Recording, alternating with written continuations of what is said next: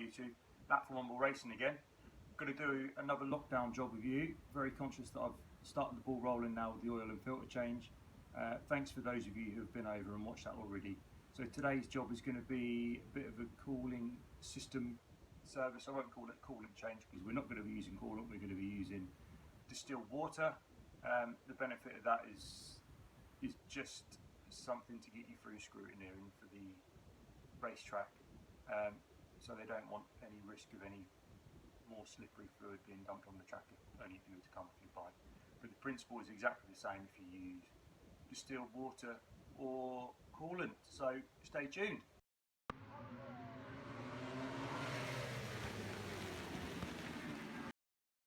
So I hope you can see down in here, we've got this screen bolt here, and then we've got this crash protection down here.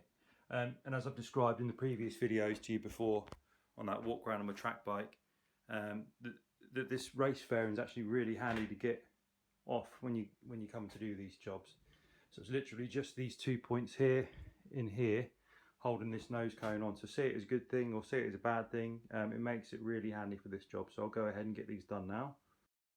Whip out this last bit of crash protection. Should just be a couple of turns on here. There we go, that's out. Nose cone should go away.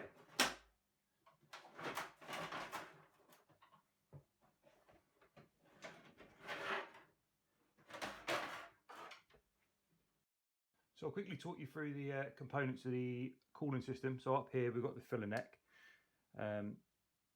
Coming down is the radiator, and then we've got various different pipes and things coming down from the radiator down to the water pump. This little bad boy here is our drain plug for the cooling system.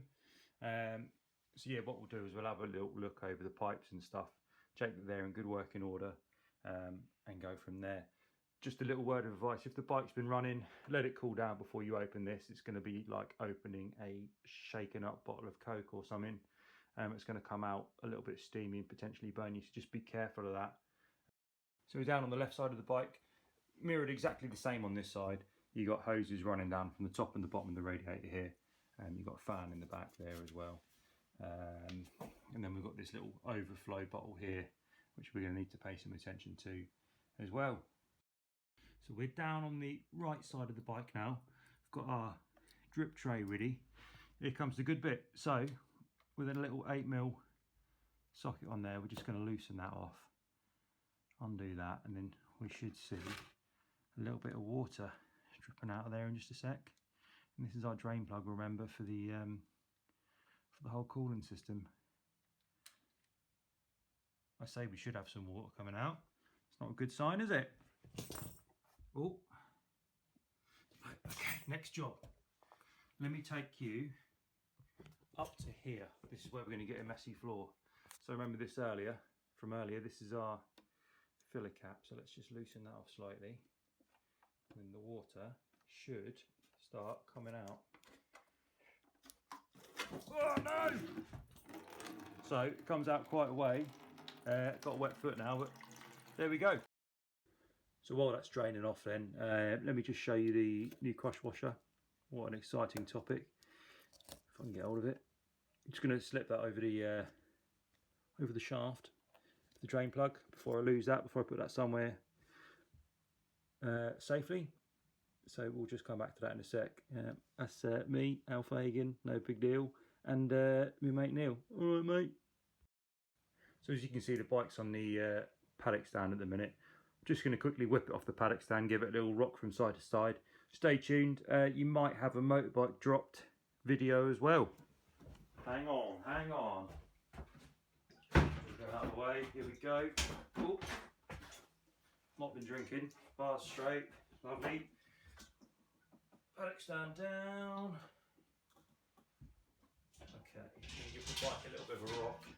Just to see if I can get all that water out. There we go, look, so we've got a bit more coming out there. That is the bike, by the way, that is not me. So this is 1/4 litre of water. Let's just chuck that through there. See how that looks. It's looking quite good. Oh yeah.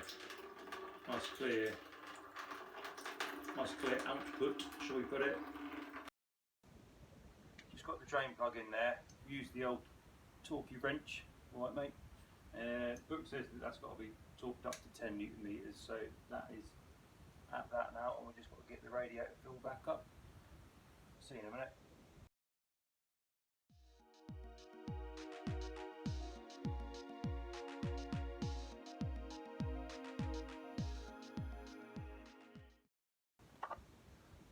Here we are then on the left side of the bike. Think about that. Got the reservoir off. Have a little look in there. That is howling. That's full of that rusty old water. This is just an overflow reservoir from the actual coolant system itself.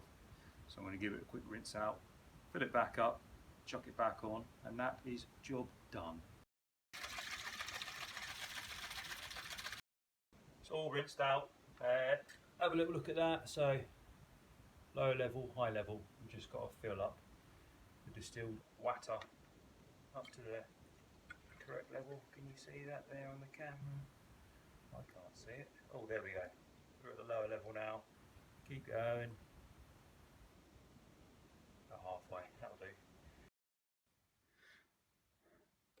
Let's get this reservoir bottle fitted back on. So we've got two mounts here on the engine casing.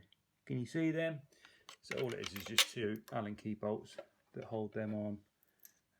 Right. Just want them sitting on there to start with, just so it holds, because you don't want to see me tightening it up all the time, do you? Because that's boring. Reservoir bottles fitted. The little bolts here are now tightened up. They're tucked away behind this little overflow pipe here. Obviously you want to make sure that that is travelling in a nice straight line for you and running down away from the side of the bike. This is now fitted nice and snug. Job done. So there you have it. Hopefully that's been clear enough to give you a little bit of confidence to go out there and have a little go at doing a coolant change on your bike. Hopefully it's not been too long or waffly or anything like that. I want to keep the videos as short as I possibly can. So yeah, if you like what you've seen, give us a like, give us a comment. Please give us a subscribe. Let me know how I'm getting on with the videos. I've got a couple more videos that I want to be doing on lockdown jobs. So the first one's going to be lock wiring. So I'm just going to have to lock wire everything that I've done basically on the bike while doing these jobs. And the other one's going to be a brake fluid change. As I said to you at the start of the video, I've also done something about an oil change and filter change, so I'll stick a link in down below. Hope you've enjoyed it, and thanks for watching. See you on the next one. Stay safe.